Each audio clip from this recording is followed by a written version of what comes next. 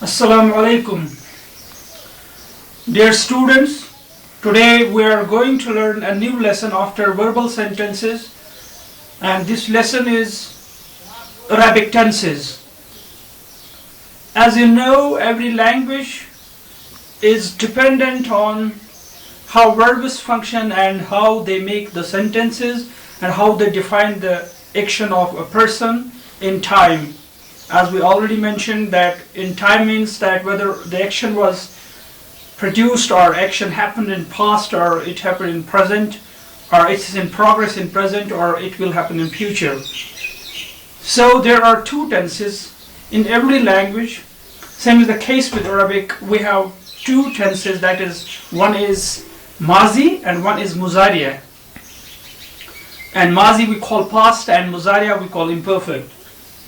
This is mazi, that is perfect, and this one is present, muzariya. As you know, dear students, the Arabic tenses, we derive the future from muzariya, mustaqbil. What we call in muzariya, we have two different types. One is mustaqbil and one is hazir. Al-hazir, al-mustaqbil. So Arabic tenses, you can know that is past, and another is present, and the next one is future. So dear students, the main thing that I mentioned here is past and is present. Is past and present. These are two main types of tenses, whether we define English tenses or we define the tenses in Arabic. This is mazi and this is muzariya, and this is mustaqbil.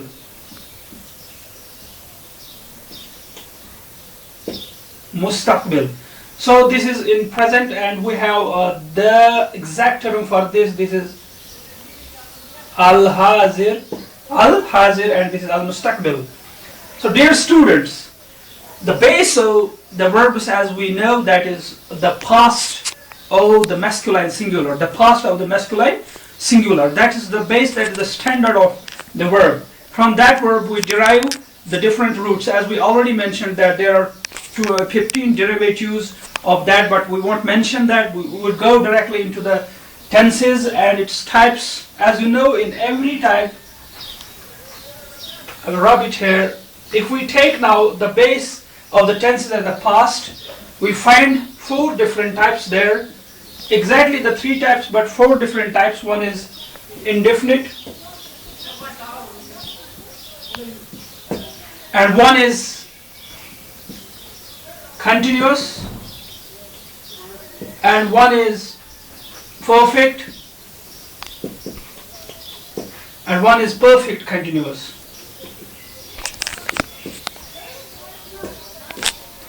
So dear students, when we define the past tense, we divide them into different types. One is indefinite, one is continuous, one is perfect, and one is perfect continuous.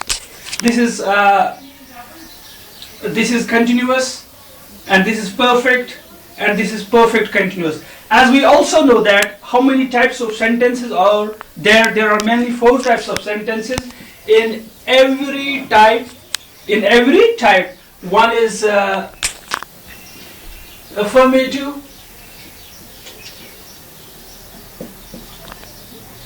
and then there is negative, that's called manfi, and then there is interrogative, and then there is interrogative negative.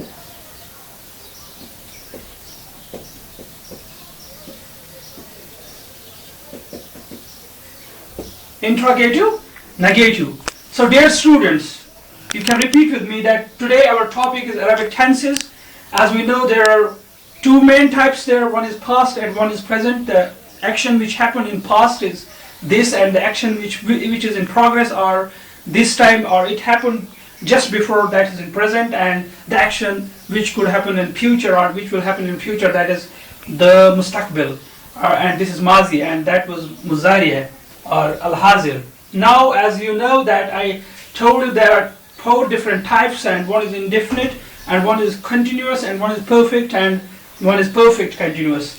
Also, the man, 4 types of sentences. One is affirmative, where we accept things. For example, if I have to say that kataba, he wrote, and I can say I ate, she ate, or they played, and we accept here things. That's called affirmative or positive. And then there is negative, where we negate things and we say no to things, or we say that he did not work. And then there is interrogative, where it's istifham or jumla istifhami, and that is interrogative sentence. Then there is interrogative negative. So dear students, as you know that I will just write here the tool here, that's called Haamid's tool. Haamid's tool. This is my own tool to learn things in a very quick manner.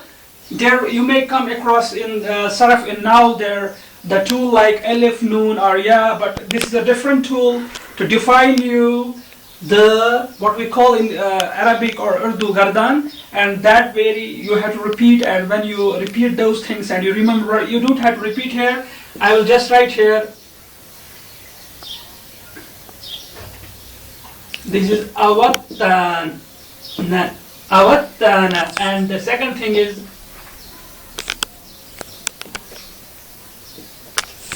ta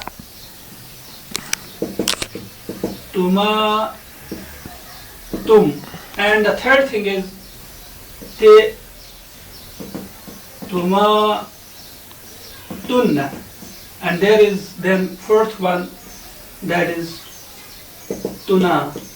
Now you can repeat with me the Haamid's tool for different things, as you know, for singular verb, for plural verb, for dual verb, for plural verb, for singular feminine verb, and then dual feminine verb, and then plural feminine verb, and then for the second person plural, singular, and dual masculine, and then second person singular, dual, and plural feminine. Then it is the third. Then it's the first person singular, plural, both masculine and feminine. Now I will see exactly how to use this tool in order to learn quickly. For example, I said that there is the standard of the verb is the past masculine singular. If I write here, just remember it is kataba. This is the past, this is the singular, and this is for the masculine one, he. So this is the first standard. And you can find it in the dictionary. The exact meaning for this is that he wrote. But you can see in dictionary there is to write. That is to make you understand things in a different way, but exactly the meaning is he wrote. Now, you consider always the first masculine singular past is at the first place, which I did not write here. Is at that first place. That is here. But I started from awattan. Now for duals. What we can do for duals is only to add this very alif to this. This very alif to this. Now, it is at the first place here, and this is at the second place. The place will also define you whether it is for two things, whether it is for four things, whether it is for plural or singular. If it is at the first place, alif is at the second place. Second place means it is for two things, that is dual. So if I add this alif to kataba, it becomes kataba. That means they too wrote. They too wrote. So you don't have to remember that they too wrote, they all wrote, kataba, kataba, katabu. No, it's a formula here. You can add this alif to this very verb, it will make it dual because it's at the second place. So dear students, when it's at the second place, it's for two things. Because at the first place, which we did not define here in the tool, that is the standard verb form, that is past, masculine, singular, that's always in the dictionary. So it is at the second place is for two things. Now this wow, at what place it is? It is at the third place. So it is more than two is for plural. That means three or more than two is for plural. So if I write here, the standard is the same. If I say kataba, then I say this one, wow. And we know that we have to add alif also there. That's also there, but you have to remember exactly what exactly is that this is waw. So it becomes kata bu. It becomes kata bu. It's here dhamma and it's here silent here, sakin. So it becomes kata bu. That means they all wrote. They all wrote. That means this was at the first place. So also remember in my tool, that's very important and very easy to understand, that the first one is for masculine. The three parts of the second one of the same is for the feminine. Is for the masculine is always there first, and then there is feminine. Now we entered the masculine third person, whether it was for singular, whether it was for plural, whether it was for dual. Now the second part is for feminine. So the same thing is here. You will also show me when I explain things, and you will also show the board, show the board to the students when I write here. So there's need of zooming the things. Now at the second place it's for the feminine, but ta is at the first place. This is the second, because we ended here the masculine. Ta is at the first place. When it's at the first place, so it is for singular. It's for singular. So if I write here, the standard is the same. Masculine singular. Kataba. Kataba. If I write here this, this one shifts. This fatha shifts here. This is sakin. So it means katabat. It means katabat. That means when it's at the first place, you have to remember the first place means for the singular. That means katabat means she wrote. She wrote, because it's at the first place. It is here at the second one because it's a feminine now. It's at the first place means for the singular one. Katabat. Now for the plural one, because I have there another part that is called ta. That is called ta. So the standard is the same. Standard is the same one. So the standard is the same. And if I write here ta, it becomes ka ta ba ta. That means they too wrote. It means it's for the feminine. They too, woman wrote. That means it was for the second. It was at the second place. It's for the dual. Now at the third place, it's na. That means more than two. At the third place means for three things. More than two means for the plurals one.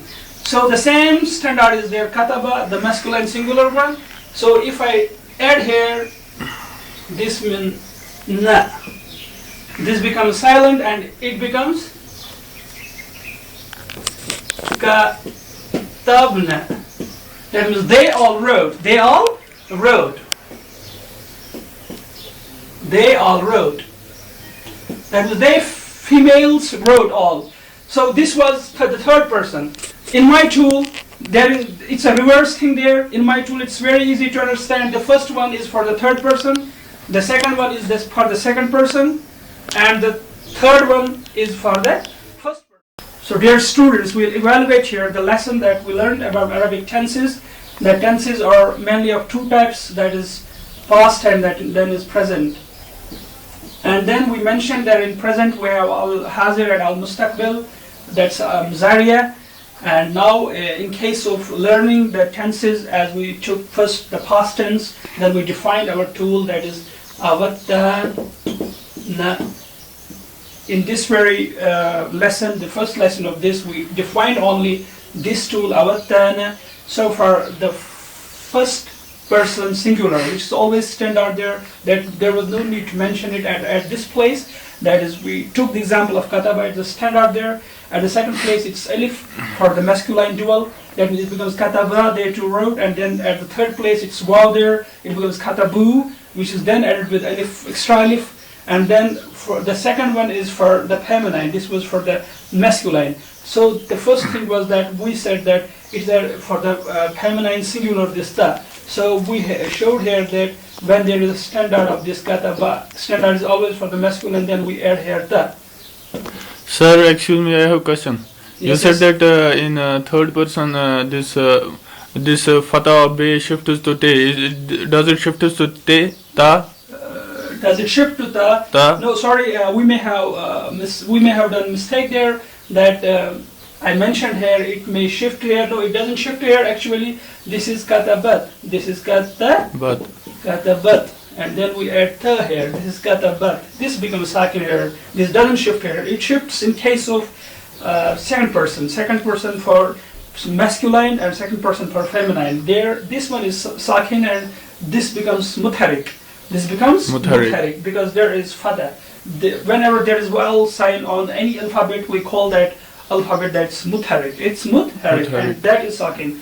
So this was the tool. Then it was for the dual one. We add ta to this very standard. It becomes for the two feminine katabata, that means the two wrote, and then na katabna, that means they all wrote.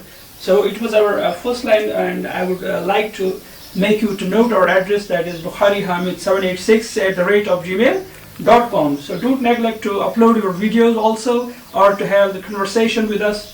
So learn things and upload your things and mention your comments, suggestions. Every suggestion will be taken into consideration. So don't neglect to upload your videos.